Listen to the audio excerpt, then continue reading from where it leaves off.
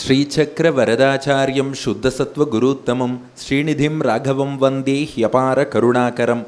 லங்கையின் வேந்தை சாய்த்த லக்ஷ்மணன் தமையன் என்றும் மங்கையை மார்பில் கொண்ட மாண்புடை சீதாராமன் கங்கையில் தேவி வாழ காகுத்தன் கதை மேல் பாகம் நங்கை நல்லூரில் அன்பர் ரசித்திட நவில்கின்றேனே.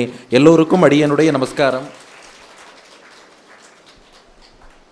அடியன் முன்னாடி பம்மலில் ஒரு சபாவில் உபன்யாசம் பண்ணேன். அவள்கிட்ட சொல்லியிருந்தேன், கொஞ்சம் உபன்யாசம் ஆரம்பிக்கிறதுக்கு முன்னாடியே மாலையை போட்டால் சௌரியமாக இருக்குமே. நான் சொல்ல இல்லை, நாங்கள் ஒரு பாலிசி வச்சுருக்கோம், உங்களை பேச விட்டுட்டு நீங்கள் ஒரு 4 வரி பேசினதுக்கப்புறம் மாலை போட்டால் அது கொஞ்சம் எல்லோரும் ரசிக்கும்படியாக கைத்தட்டும்படியாக இருக்கும்னு. அதுபோல் ஒருத்தர் ஒரு ப்ரோட்டோக்கால்னு வச்சுருப்பாப்புல இருக்குது. நமக்கு என்ன ப்ராப்ளம்னா, எனக்கு ஞாபகம் வருது, நாம் எது வரைக்கும் பேசணும்னு மறந்துடுவோம் இல்லையா? அது மறக்கக்கூடாது. மறக்க மாட்டேன்னு நம்பிக்கையோடு உத்தரகாண்டத்தில் மேற்கொண்டு உள்ள பகுதிகளை அனுபவிப்பதற்காக உத்தர குருவாயூரப்பன் அருளோடு நங்கை நல்லூரிலிருந்து மானசீகமாக நாம் புறப்பட்டு இப்போது அயோத்தியாவை சென்றடைகிறோம். இப்போது அயோத்தியிலே ராமராஜ்யம் நடைபெற்று கொண்டிருக்கிறது. 10,000 வருடங்கள் ராமராஜ்யம் பூர்த்தியான நிலை. சீதையோ கங்கையின் தெற்கு கரையில வால்மீகியின் ஆசிரமத்திலே எழுந்தருளி இருக்கிறாள். குஷன் லவன் இருவரும் பிறந்து விட்டார்கள். இருவரும் வால்மீகியின் அனுகிரகத்தால் ராமாயணத்தை நன்கு கற்று வீணாகானத்தோடு தேவகானமாக அதிமானுஷமாக அற்புதமாக இருவரும் இசைத்து பாடிக்கொண்டிருக்கிறார்கள். அதே சமயம் சத்ருகணன் லவணாசுரனை அழித்து மதுவனத்தை மதுராங்கிற நகரமாக்கி ஆட்சி செய்து கொண்டு வருகிறான். இந்த நாளையும் அப்படியே மனசில் வச்சுக்கோங்க. அயோத்தியில் ராமன் 10,000 வருஷ ராமராஜ்யம் நடத்தி கொண்டு வருகிறான். சீதை கங்கையின் தெற்கு கரையில் வால்மீகி ஆசிரமத்தில் இருக்கா. குஷன் லவன் வால்மீகி அனுகிரகத்தால் ராமாயணம் நன்னா பாடின்னு இருக்கா. சத்ருகணன் மதுராவை ஆண்டு வருகிறான். இந்த நிலையில்தான் ராமாயணத்தில் முக்கியமான ஒரு சம்பவம். ஒரு வேதம் படித்த அந்தணர், ரொம்ப வயது முதிர்ந்தவர், இறந்து போன தன் பிள்ளையை கையில் சுமந்து கொண்டு நேராக ராமனுடைய அரசவைக்கு வருகிறார். ராமன் அந்த குழந்தையை காட்டுறார். என்ன ஆட்சி நடத்தின்னு இருக்க? உன்னுடைய ஆட்சியால், நீ செய்யும் தவறால் என்னுடைய குழந்தை இறந்து போனது. இந்த லட்சணத்தில் தான் ஆட்சி பண்ணுவியாங்கிற ராமனை பார்த்து. ராஜதோஷைர் விபத்யந்தே பிரஜாகி அவிதிபாலிதாக அசத்விருத்தே து நிருபதௌ அகாலே மிரியதே ஜனஹா. அவர் சொல்கிறார், நான் எனக்கு தெரிஞ்சு எந்த பாப்பமும் பண்ணலை, என்னுடைய முன்னோர்களோ எங்கள் குடும்பத்தினரோ எந்த பாப்பமும் பண்ணலை, என்னுடைய குழந்தைக்கும் எந்த வியாதியும் கிடையாது. இந்த நிலையில் இவ்வளவு சின்ன குழந்தை இறந்து போயிருக்குன்னா என்ன காரணம்னா, ராஜா சரியில்லை, ஆட்சியாளர் சரியில்லை. நல்லாட்சி நடந்தால் பிரஜைகள்லாம் நல்ல நீண்ட ஆயுள் 100 வருஷம் எல்லாரும் வாழ்வா. என் குழந்தை இப்படி சின்ன குழந்தையாக இருக்கும்போதே இறந்து போகிறது என்றால் எங்கள்கிட்ட வேற எந்த தோஷமும் இல்லை என்றால் ராஜா கிட்ட தோஷம்னு அர்த்தம். நீ என்ன லட்சணத்தில் ஆட்சி பண்ணுற? உன்னிடம் நீதி கேட்டு வந்திருக்கிறேன்னு ராமனை பார்த்து, ராமராஜ்யத்தில் தர்மப்படி ஆண்டு கொண்டிருக்கும் ராமனை பார்த்து நீ என்ன ஆட்சி பண்ணுறேன்னு கேட்டார் அந்த அந்தணர். ராமன் என்ன பண்ணா, எடுப்பில் நாமன்னா என்ன பண்ணிடுவோம், ஆமாம் எனக்கு எப்படி ஆளணும்னு எல்லாம் தெரியும், நான் நன்னா தான் ஆட்சி பண்ணிட்டு இருக்கேன், சும்மா என்ன குத்தம் சொல்லாத போயிட்டு வாண்டுருவோம். ஆனால் யார் ஒருவர் எந்த ஒரு பிரஜை ஒன்று சொன்னாலும் அதில் என்ன உண்மைத்தன்மை என்பதை ராமன் ஆராய்வான். அதனால் என்ன பண்ணுறான், நாரதர் வசிஷ்டர் உள்ளிட்ட முனிவர்களை எல்லாம் அழைத்து அவள்கிட்ட ராமன் கேட்குறான், இப்படி ஒரு பெரியவர் வரார், அவர் குழந்தை இறந்து கிடக்கு, அதுக்கு என் ஆட்சியில் உள்ள பிழை தான் காரணம்ங்கிறார், நீங்கள் என்ன நினைக்கிறீர்கள்னு கேட்குறான். அப்போ அந்த ரிஷிகள்லாம் சொன்னாலாம், யோஹ்ய தர்மம் அகாரியம் வா விஷயே பார்த்திவஸ்யச்ச கரோதி சாஸ்ரீ மூலம் தத் பரேவா துர்மதிர்நரஹா. ஒரு சின்ன பிரார்த்தனை, அவள் 2 பேர் வீடியோ எடுத்துன்னு இருக்கா, அவளே சொல்லுவான்னு எதிர்பார்த்தேன், அவள் சொல்லலை, அதனால் அடியேன்னு சொல்லிவிடுறேன். நீங்கள் இப்படி குறுக்க நடந்தால் அவள் வீடியோவில் உங்கள் முகம் ரொம்ப பெருசாக தெரியும். அது பின்னாடி டிவியில் வரும்போது உங்களுக்கே தோணும், என்னடா இது நம்ம முகம் இவ்வளோ பெருசாக இதில் வந்துருத்தே, நம்ம குறுக்க போகாமல் இருந்திருக்கலாமோன்னு. எங்கே வேறு யாருக்குமே ப்ராப்ளம் இல்லை, உங்களுக்கு ரொம்ப ஜூமில் உங்கள் ஃபேஸ் அப்படியே அந்த கேமராவில் தெரியும். அதனால் கொஞ்சம் குறுக்க வரதை அவாய்ட் பண்ண முடிந்தால் ஒரு ரொம்ப ரிக்வெஸ்ட்டாக கேட்டுக்கிறேன், அதை கொஞ்சம் அவாய்ட் பண்ணுங்க. இல்லைன்னா இன்னொரு வழி சொல்லித்தரேன். இந்த பின்னாடி உட்காந்துருக்கள் பாருங்க, புதுசாக வரவாழ்கிட்ட முன்னாடி போகாதீங்க, அங்கே போனால் சரியாக உபன்யாசம் கேட்கல, நாங்களே முன்னாடி உட்காந்து ட்ரை பண்ணோம் சரியாக கேட்கல, இங்கேயே உட்காருங்கோ, நன்னா கேட்குறதுன்னு அப்படியே பிடிச்சி இழுத்து உட்கார வச்சுருங்க. இப்போ ஒருத்தர் தேடின்னு இருக்கார் இடம் கிடைக்குமான்னு, அதனால் அவர்கிட்ட அப்படியே கூப்பிட்டு இங்கேயே நன்னா கேட்குறது அப்படின்னு உட்கார வச்சுட்டேன்னு வச்சுக்கோங்களேன், அவளும் நல்லா வீடியோ எடுக்கவும் சௌரியமாக இருக்கும். இது ஏன் இப்படி இன்றைக்கி 2 தடவை சொன்னேங்கிறத பின்னாடி சொல்கிறேன். இதை பற்றி ஒரு விஷயம் ராமாயணத்தில் இருக்குது, உபன்யாசத்தில் குறுக்க நடக்கலாமா இல்லையாங்கிற விஷயம் ராமாயணத்தில் இருக்குது, அதையும் உங்களுக்கு போனஸ் பாயிண்ட்டாக சொல்கிறேன். இப்போ விஷயத்துக்கு வருவோம். ராமன் ரிஷிகளை எல்லாம் அழைத்து கேட்குறான். இந்த புகாரை அவன் டிஸ்மிஸ் பண்ணலை, ரிஷிகளெல்லாம் கூப்பிட்டான்.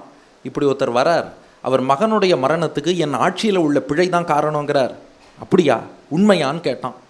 அப்போது அதில் நாரதர் சொன்னாராம், ஆமாம் ராமா, உன் ஆட்சியில் ஒரு சின்ன பிழை நடந்துருத்து.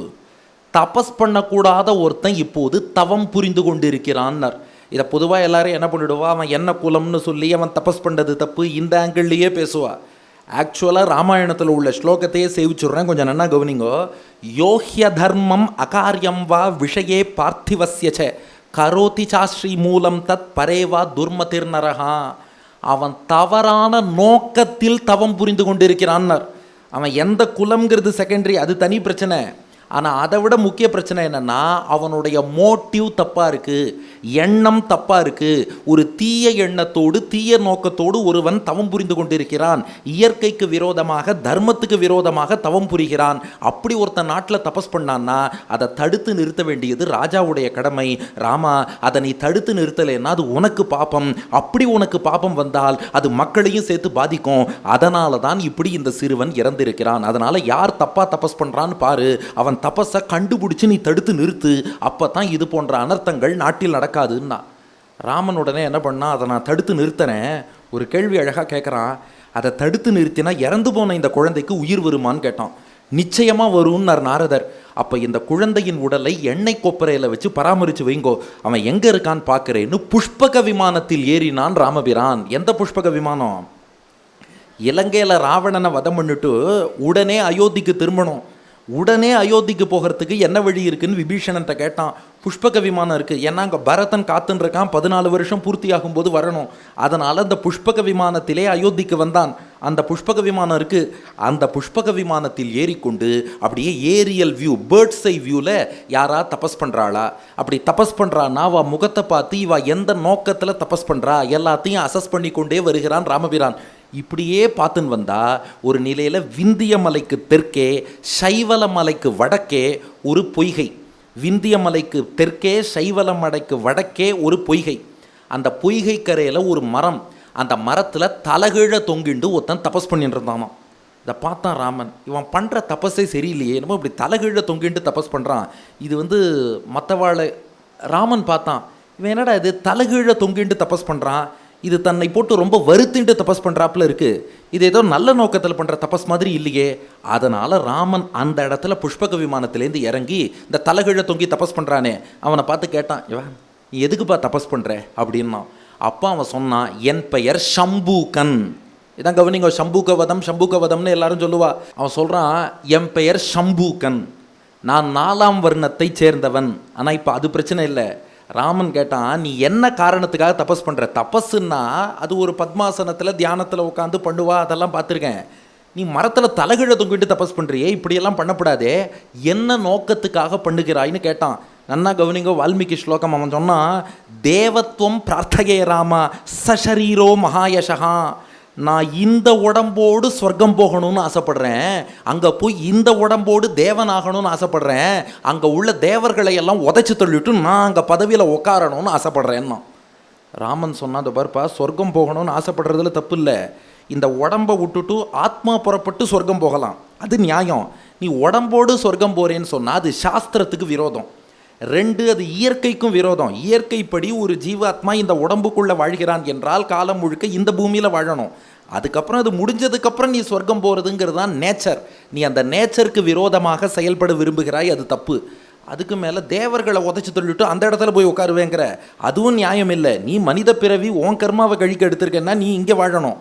அவள் தேவர்கள்னா அவள் புண்ணிய கர்மா பண்ணி அந்த பிதவியில் உட்காந்துருக்கா, நீ ஏதோ அதிகாரத்தை கையில் எடுத்துட்டு அவளை உதைச்சி தள்ளுவேங்கிறதும் நியாயம் இல்லை. இன்னொரு உதாரணமும் ராமன் சொன்னான். அந்த பாரு, திரிசங்கூன்னு ஒரு ராஜா இருந்தான். அவனும் இதே போல் வசிஷ்டர்கிட்ட போய் உடம்போட சொர்க்கம் போகணும்னா அவனை பிடிச்சி சண்டாளனா போன்னு சாபம் கொடுத்துட்டார் வசிஷ்டர். இப்படியெல்லாம் இயற்கைக்கு விரோதமாக, தர்மத்துக்கு விரோதமாக தேவர்களை பிடிச்சி தள்ளி விடுவேன், உடம்போட சொர்க்கம் போவேன், இப்படியெல்லாம் விபரீதமாக யோசிக்காதே, சொன்னால் கேளு. அடுத்தது, கோரமான தபஸெல்லாம் பண்ணக்கூடாது. தவங்கிறது புரியலாம், ஆனால் சாஸ்திரத்தில் எப்படி விதிச்சிருக்கோ அந்த அளவில் பண்ணணும். நீ பாட்டுக்கு தலைகீழ தொங்குறது, உடம்பையுமே ஒரு அளவுக்கு மேலெல்லாம் வருத்திக்கக்கூடாது. ஏகாதசி அன்னைக்கு விரதம் இருக்கணும்னு சாஸ்திரம் சொல்லியிருக்குன்னா அதன்படி இருக்கும், அது வேறு. ஆனால் நம்ம உடம்பை நாமே போட்டு அளவுக்கு அதிகமாக வருத்தி கொண்டால் அது உள்ளுக்குள்ளே இருக்கிற பெருமாளையும் கஷ்டப்படுத்துகிறோன்னு அர்த்தம். அதனால் இந்த மாதிரி தபஸ் பண்ணாத. எல்லாத்துக்கும் மேலே இப்படி ஒரு தவறான நோக்கத்தில் ரொம்ப கொடூரமான தபஸ் பண்ணுறது நாட்டுக்கு அமங்கலத்தை உண்டாக்குறது. நீ இப்படி தப்பாக தபஸ் பண்ணதுனால எந்த பாவமும் அறியாத ஒரு சிறுவன் இறந்து போயிருக்கான், இப்படி அடுத்தவனுக்கு தீங்கிழைக்கலாமா, இப்படி பண்ணாதே, மேற்கொண்டு பண்ணால் அப்புறம் மரண தண்டனை தான் கொடுக்க வேண்டி வரும்னு ராமன் சொன்னான். அவன் பார்த்தான், எனக்கு எதை பற்றியும் கவலை இல்லை, நான் தபஸ் பண்ணுறதுன்னு முடிவு பண்ணிட்டேன், என்ன நான் ஒரு தடவை முடிவு எடுத்துட்டு அப்புறம் என் பேச்சை நானே கேட்க மாட்டேன், நான் தபஸ் பண்ணி தான் தீருவேன் அப்படின்ட்டு அவன். ராமன் சொன்னான், அந்த பார்ப்பா இப்படியெல்லாம் தப்பு பண்ணால் நான் மரண தண்டனை கொடுப்பேன்னா. அப்போ ஒரு வார்த்தை சொன்னானா, உங்கள் கையால் மரண தண்டனை வாங்கினாலும் எனக்கு பெரிய பாக்கியம் தானே, ராமன் கையால் மரணம்ங்கிறது அவ்வளோ எளிதில் கிடைக்குமா, அதனால் மரண தண்டனை கொடுத்தாலும் கொடுங்கோ, நான் பண்ணத்தான் பண்ணுவேன்னா. ராமன் பார்த்தான், இதுக்கு மேலே நீ திருந்த மாட்டேன்ட்டு வாளை உருவினான், அவனுடைய கழுத்தை அப்படியே வெட்டிடுறான். எந்த நொடி ராமன் சம்பூகனுடைய அந்த கழுத்தை வெட்டினானோ அடுத்த நொடி எண்ணெய் கொப்பரையில் சயனித்திருந்த அந்த இறந்து போன சிறுவன் உயிர் பெற்று எழுந்து வந்தான். அவனை பெற்றோரோடு அங்கே இருக்கிற பெரியோர்கள்லாம் சேர்த்து வச்சுட்றா. இந்த சம்பவத்தை நிறைய பேர் என்ன பண்ணுறா, இதுக்கு நமக்கு எக்ஸ்பிளனேஷன் சொல்ல கஷ்டமாக இருக்குன்ட்டு இடைச்செருகல், இது ராமாயணத்தில் இன்டர்போலேஷன் யாரோ சேர்த்துட்டாங்கிறா. இது வால்மீகி ராமாயணத்துலையும் இருக்குது, குலசேகர பெருமாளும் பாடியிருக்கார், செறிதவ சம்புகந்தன்னை சென்று கொன்று செழுமறையோன் உயிர் மீட்டு, அப்படியே இந்த சரித்திரம். ஆனால் இதில் என்ன நாம் புரிஞ்சுக்கணுன்னா, அவள் என்ன டெபிக் பண்ணிடுறான்னா, இல்லை அவன் 4ஆம் வர்ணத்தவன் தபஸ் பண்ணான், அந்தணனுடைய பிள்ளையை காப்பாற்றணுங்கிறதுக்காக 4ஆம் வர்ணத்தவன் ஒருத்தனோட தலையை ராமன் வெட்டிட்டான். இப்போ இது யார் எந்த வர்ணம்ங்கிறது விஷயம் இல்லை, தப்பு பண்ணவர் யாராக இருந்தாலும் ராமன் அவருக்கு தண்டனை கொடுப்பான், பாதிக்கப்பட்டவர் யாராக இருந்தாலும் அவருக்கு நீதியை தேடி தருவானே ஒழிய, தப்பு பண்ணவர் பாதிக்கப்பட்டவர் விஷயத்தில் ஓ அவர் இந்த குலமா இவர் அந்த குலமா, இதை பார்த்து ஜாதிக்கு ஒரு நீதி, வேண்டியவனுக்கு ஒரு நீதி, வேண்டாதவனுக்கு ஒரு நீதின்னு சொல்பவன் ராமன் கிடையாது. எல்லோருக்கும் ஒரே நீதி, என்ன யூனிஃபார்ம் சிவில் கோடா, அதுதான் ராமனுடைய நீதி. அதனால் எல்லாருக்கும் ஒரே நீதி கொடுத்தான். இந்த அப்பாவி பையன் இவன் தப்பான நோக்கத்தில் தபஸ் பண்ணி இறந்து போகிறான், அதனால் அப்படி நடக்கக்கூடாதுன்னு சொல்லிட்டு இவனை கொன்று அந்த குழந்தையின் உயிரை காத்திருக்கிறான். அப்போ இதை எந்த கோணத்தில் பார்க்கணும், ஒரு குழந்தையின் உயிரை ராமன் காத்தான்னு பார்க்கணும். இப்போ நம்பிக்கை இல்லாதவாளோட பட்சம் வேற, அவன் என்ன சொல்லுவாள், நாங்கள் இதெல்லாம் ஏற்றுக்க மாட்டோம், தப்பஸே, அப்படிப்பட்டவா இதை பற்றி விமர்சனமே பண்ணக்கூடாது. ராமனையே ஒத்துக்காதவாளுக்கு ராமன் என்ன பண்ணாலும் அதை பற்றி கவலை இல்லை. இப்போ ராமாயணத்தை நம்புறவா, பிரமாணத்தை ஏற்றுக்கிறவா பட்சத்துக்கு வருவோம். இங்கே விஷயம் என்னென்னா, ஒருத்தன் தீய நோக்கில் தபஸ் பண்ணா, தீய நோக்கத்தோடு யார் தவம் புரிந்தாலும் அதை பெரியோர்கள் தடுப்பார்கள். இதுன்னு இல்லை, இந்திரஜித் நிக்கும்பிலையில் யாகம் பண்ணும்போது லக்ஷ்மணன் போய் யாகத்தை அழித்து இந்திரஜித்தையும் அழிச்சான் இல்லையா? ஏன் அழிச்சான்? உடனே ஐயோ ஒரு அரக்கன் பாவம் யாகம் பண்ணிட்டு இருந்தான், லக்ஷ்மணன் போய் கொண்டுட்டான் நான் சொல்லுவேள். அவன் எந்த நோக்கத்தில் யாகம் பண்ணான், எல்லாரையும் அழிக்கணும்ட்டு யாகம் பண்ணுறான். மகாபலி கூட யாகம் பண்ணான், பெருமாளே போய் தடுத்துட்டார். மகாபலி பாவம்பா யாகம் பண்ணிட்டு இருந்தான், நடுவில் போய் பெருமாள் யாச்சகம்னு சொல்லி உலகத்தெல்லாம் அவனுடைய நோக்கம் என்ன? அப்போ தப்பான நோக்கத்தில் ஒருத்தர் பண்ணால் பகவான் அவருக்கு தண்டனை கொடுப்பார். இன்னொரு விஷயம் பாருங்க, சம்புகனை ராமன் வதம் பண்ணாங்கிறோம். சம்புகனுக்கே பூமியில் வாழ விருப்பம் இல்லை. அவன் என்ன சொன்னான், இங்கே வாழ விரும்பலை, சொர்க்கத்துக்கு போகிறேன்னா. ராமன் என்ன பண்ணா, அது உடம்போடு போகாத, உடம்பை விட்டுடு, ஆத்மா மட்டும் போகட்டோன்ட்டு தலையை வெட்டினா ஆத்மா போச்சு. இதில் இன்னொரு ரகசியம் சொல்கிறேன், இவன் தவறான எண்ணத்தோடு சொர்க்கம் போகணும்னு நினச்சான் இல்லையா? அதாவது தேவர்களை உதைச்சி தள்ளணும், அப்படியே தலைகீழ தொங்கி கஷ்டமான தபஸ் ஒன்று பண்ணணும், அதன் மூலம் சொர்க்கம், இப்படியெல்லாம் நினச்சான் இல்லையா? இதுவே பெரிய பாப்பம். பாப்பம் பண்ணவனுக்கு சொர்க்கம் கிடைக்காது. உண்மையில ராமன் என்ன பண்ணியிருக்கான், தன் வாளால் இவன் கழுத்தை வெட்டினானோ இல்லையோ, அந்த வாள் இவன் பாப்பங்களை போக்கி புண்ணியத்தை கொடுத்ததுனால அவன் சொர்க்கம் போனான். அதனால் ராமன் உண்மையில் அந்த சம்புகனுக்கு அவன் விரும்பிய சொர்க்கத்தை தான் கொடுத்துருக்கானே ஒழிய அவனை எந்த வகையிலும் கொன்றான் தண்டித்தான்னு கருதக்கூடாது. சம்புகனுக்கு அவன் விரும்பிய சொர்க்கத்தை கொடுத்தான், இறந்து போன குழந்தைக்கும் உயிர் கொடுத்தான். இதுதான் நடந்த சம்பவம். அதனால் நடந்ததை நாம் சொல்லிட்டோம். இதுதான் ஆக்சுவல் வால்மீகி ராமாயணத்தில் உத்தரகாண்டத்தில் இருக்குது. இப்படி சம்புகனை ராமன் வதம் செய்தவாறே தேவர்கள்லாம் வானில் தோன்றி பூமாரி பொழிந்தார்கள், ராமனை கொண்டாடினார்கள். கொண்டாடிட்டு தேவர்கள் ராமன்கிட்ட சொன்னா, ராமா சரியா நீ இந்த சம்புகனை வதைத்த இதே நேரம் அகஸ்தியர் 12 வருடங்கள் ஜலத்துக்குள்ளே இருந்தபடி தபஸ் பண்ணார். இப்போ தான் தபஸை பூர்த்தி பண்ணிட்டு ஜலத்திலேருந்து அகஸ்தியர் வெளியில் வந்திருக்கார். அவரை சேவிக்கிறதுக்கு நாங்கள் போகிறோம், நீங்களும் வர வேண்டும்னு தேவர்கள் வேண்டினார்கள். தேவர்களோடு ராமன் அகஸ்தியர் ஆசிரமத்துக்கு போனான். 12 வருஷம் ஜலத்தில் தபஸ் பண்ணிட்டு வந்த அகஸ்தியர், அவரை ராமன் சேவித்தான். அகஸ்தியர் ராமனுக்கு பரிசாக ஒரு விசேஷ ஆபரணம் அளித்தாராம். இதை குலசேகர பெருமாளும் பாடியிருக்கார். தவத்தோன் ஈந்த நிறைமணி பூண் அணியும் கொண்டு. இங்கே தவத்தோன்னா அகஸ்தியர், தவத்தோன் ஈந்த நிறைமணி பூண் அணியும் கொண்டு வால்மீகி ராமாயணத்தில் இருக்குது. அகஸ்தியர் விசேஷ ஆபரணத்தை தந்தார், ரிஷியோட மகாபிரசாதம்னு அதை வாங்கி கழுத்தில் அணிந்து கொண்டான் ராமபிரான். அணிந்து கொண்டு அதுக்கப்புறம் அயோத்திக்கு திரும்பி ஆட்சி செய்கிறான். இந்த புஷ்பக விமானம் இப்படி ஒரு பர்பஸுக்கு யூஸ் ஆகணும்னு இவ்வளோ நாள் வச்சுருந்தானா. இப்போ புஷ்பக விமானத்துக்கு விடை கொடுத்து நீ உன் உரிமையாளன்ட்டியே போன்ட்டான். யார் அதுக்கு உரிமையாளர்? குபேரன். அதாவது இது ராவணனோட புஷ்பக விமானம் நிறைய பேர் நினச்சிட்டு இருக்கோம். அது உண்மையில குபேரனோட புஷ்பக விமானம். ராவணன் அவன்கிட்டேருந்து திருடின்னு வந்து வச்சுட்டு இருந்தான். இப்போ ராமன் அயோத்திக்கு திரும்புவதற்காக அங்கிருந்து கொண்டு வந்தான். ஆனால் 10,000 வருஷம் ராமன்கிட்ட இருந்தது. ஏன்னா இதனால் ஒரு காரியம் நடக்கணும்னு ராமனுக்கு திருவுள்ளம். ஏன்னா மனித சக்தியை மட்டுமே பயன்படுத்தி தெய்வ சக்தியை பயன்படுத்தாமல் பல காரியம் பண்ணியிருக்கான் ராமன். இப்போ ஒருத்தன் எங்கே தப்பாக தபஸ் பண்ணுறான்னு நம்ம நாடு முழுக்க கண்டுபிடிக்கணும்னா அதுக்கு நடந்தே போக முடியாது, தேரில் போக முடியாது, ஒரு ஃப்ளைட் வேணும். அதனால் புஷ்பக விமானத்தை வைத்திருந்து இனி நீ உரிமையாளன்ட்டியே போன்னு புஷ்பக விமானத்துக்கு விடை கொடுத்தான். அது இந்த ஆட்டோ டிரைவிங், இந்த டெஸ்லா கார்னு சொல்கிற பாருங்க, அது தானே ஓட்டின்னு போகும்னு. அதுபோல் புஷ்பக விமானம் தானே ட்ராவல் பண்ணும். நீ குபேரன்ட்டியே போனா புஷ்பக விமானம் குபேரனிடமே திரும்ப சென்று விட்டது. அதுக்கப்புறம் ராமன் தொடர்ந்து நல்லாட்சி புரிந்து வருகிறான். இப்போ ராமனுக்கு யாகம் பண்ணணும்னு ஆசை வந்தது. ஏன்னா ஒரு மன்னன் என்று ஆட்சி செய்கிறான் என்றால் மன்னன் செய்யக்கூடிய முக்கியமான வழிபாடு ராஜசூய யாகம், அஸ்வமேத யாகம், இது போன்ற யாகங்கள் பண்ணி பகவானை ஆராதிக்கணும். அதனால் தம்பிகளை எல்லாம் அழைத்தான். நான் ஒரு யாகம் பண்ணலான்னு நினைக்கிறேன், ராஜசூய யாகம் பண்ணட்டுமான்னு கேட்டான். ஆனால் இப்போ பரதன் தடுக்கிறான். அண்ணா வேண்டாம், ராஜசூய யாகம் பண்ணாதீங்கோ. இந்த ராஜசூய யாகம்ங்கிறது என்னென்னா அக்ரஸிவாக எல்லா மன்னர்களையும் வென்று, இப்போ நம்ம பாண்டவர்கள் விஷயத்திலே பார்க்குறோமே, ஜராசந்தனை கொன்று ராஜசூய யாகம் பண்ணுறான்னு. அதனால் பரதன் சொல்கிறான், ராஜசூயம்னா நான் தான் சுப்ரீம்னு சொல்லி மற்ற எல்லா மன்னர்களையும் கொன்று அவா மேலே சுப்ரீமசி செலுத்தி இது பண்ணணும். அவ்வளோ அக்ரஸிவான யாகம்ங்கிறது வேண்டான்னு தோன்றுறது.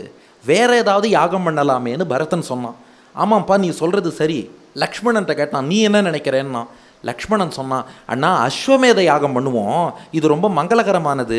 அஸ்வமேதத்தில் எந்த ராஜாவையும் நாம் சண்டை போட்டெல்லாம் அழிக்க வேண்டாம். அவனோட ராஜ்யத்தின் பக்கம் அப்படியே குதிரையை அனுப்புவோம். அவன் சண்டைக்கு விரும்பினான்னா குதிரையை பிடிச்சி வச்சுப்பான். அவன் சண்டையை விரும்பலைன்னா நம்ம குதிரையை அப்படியே போக விட்டுடுவான். ஒரு வருஷம் எல்லா பகுதியும் குதிரை சுற்றிட்டு திரும்பி வந்துருத்துன்னா அந்த குதிரையை சமர்ப்பித்து அஸ்வமேத யாகம் பண்ணிவிடலாம். இது ரொம்ப விசேஷமான யாகம்னு சொல்லப்பட்டிருக்கு. அதனால் அக்ரஸிவாக ராஜசூய யாகம் பண்ணுறதுக்கு கொஞ்சம் மங்களகரமாக அஸ்வமேத யாகம் பண்ணால் நல்லா இருக்கும்னு லக்ஷ்மணன் சொன்னான். அதான் சரி. ராமன் ஆச்சாரியர்கள்ட்ட அனுமதி கேட்டான். வசிஷ்டர் உள்ளிட்ட பெரியோர்களும் சம்மதித்தார்கள். அதன்படி நைமிசாரண்ய க்ஷேத்திரத்தில் கோமதி நதிக்கரையில் ஒரு யாகசாலை நிர்மாணம் பண்ணி அதுக்கப்புறம் குதிரையை அனுப்புவதற்கு தயாராகிறார்கள். நாடு முழுக்க குதிரையை அனுப்பணும். வசிஷ்டர் வந்தார். ராமா எல்லாம் சரியாக இருக்குது, ஒரு நிமிஷம்னார். என்ன தெரியுமா, மனைவி பக்கத்தில் இல்லாமல் எந்த யாகமும் பண்ணக்கூடாது, எந்த வைதிக கர்மாவும் பண்ணக்கூடாது. நம்ம பொதுவாக என்ன நினச்சிட்டு இருக்கோம், சனாதன தர்மத்தில் கணவன் இல்லாத மனைவிக்கு பெருசாக வேல்யூ இல்லை, மனைவி இல்லாத கணவனுக்கும் வேல்யூ கிடையாது. விதுரன்னு பேர். மனைவி இல்லாமல் எந்த வைதிக கர்மா பண்ணுறதுக்கும் கணவனுக்கு தகுதி கிடையாது, அதிகாரம் கிடையாது.